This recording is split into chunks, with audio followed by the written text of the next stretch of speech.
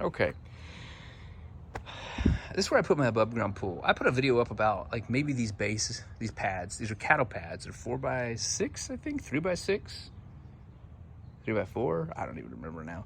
They came from the Tractor Supply. They were $50 a pad. You were looking at several $100s worth of pads. And as I tried to figure out what to do underneath my pool, I just got really frustrated. The main guidance is dig down to earth. So we tried to do that because you can see here the slope. Look at the differential here.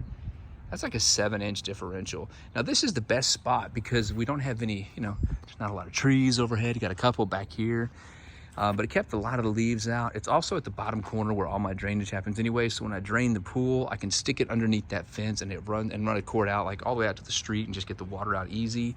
I've got water access right here as well. So all in all, this is really the best spot in the yard. But building up to this corner, everything I read said building up is tricky because you really have to pat it down, because if you don't get a solid foundation, the pool can sink. So I dug down to get it level, but this is clay soil. It's very dense clay soil.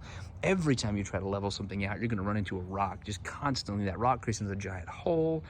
Really getting this level by myself without a lot of mechanical tooling is very, very, very difficult. Now, I did have somebody dig into this and got me level. They did a crap job. I paid them just to get them off my property at the end of the day. So what I would say about having these pads is they will work better, and I think they will stay in better condition because they're actually really easy to tear. Like once they're down and they're flat and they're supported, they're super durable. But if they're kind of off kilter a little bit, like you can see here, this is probably where a post sat right there. This is definitely where a post sits. So if you look right here, that's where a post sits, and you can kind of even see how soft that is under there. The weight distributed the chat. So the chat was so small that it didn't grip well. So you need like a good 1/2 inch dry rock to really pack it down.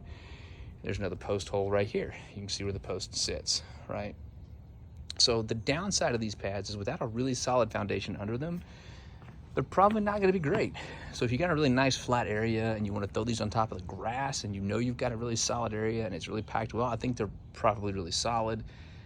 For my application, I've really actually liked having them. I think they'll be fine. We'll get 3 or 4 years out of them for that $800 or so that we invested. And outside of like building this up, that was my next option, was maybe just like fill in everything up with dirt, like use the frame to get level and then build it up and really, really, really pack it in tight and then put the pads on top of that. Maybe that would have been better, but I think the weight of the pool would still cause issues. So ultimately this is working for us. We will use this for another 1 or 2 years and then we'll probably be done with the pool because of the size of the kids. Our kids are just getting so big, and there's another pooling from a post right here. So that's what I'm seeing is there's one and there's one and then there's one back there. So like, I think these are great.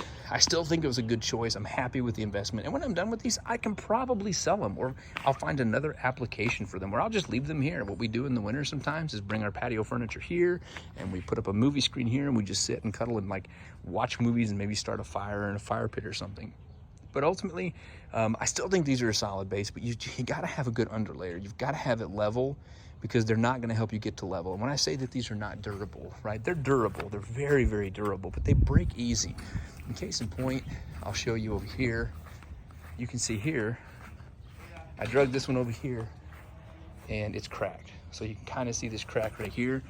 And that's just because as I was dragging it, it got a little over itself and it fell in half and cracked. So while they're durable, they need level, and you can see here in the swing, right? Through into the swings, it needs to be level. So if you're gonna use them, just make sure you've got a solid foundation. Make sure they're level. I think the investment is worth it, really depending on that base level. Otherwise, layer of sand, something like that, probably gonna be your best bet. Hope this is helpful as we get into the summer of 2025. Sound off if you have any questions on our setup. This box here, by the way, has all of my pool equipment. I'll talk about that once I get it set up later this year.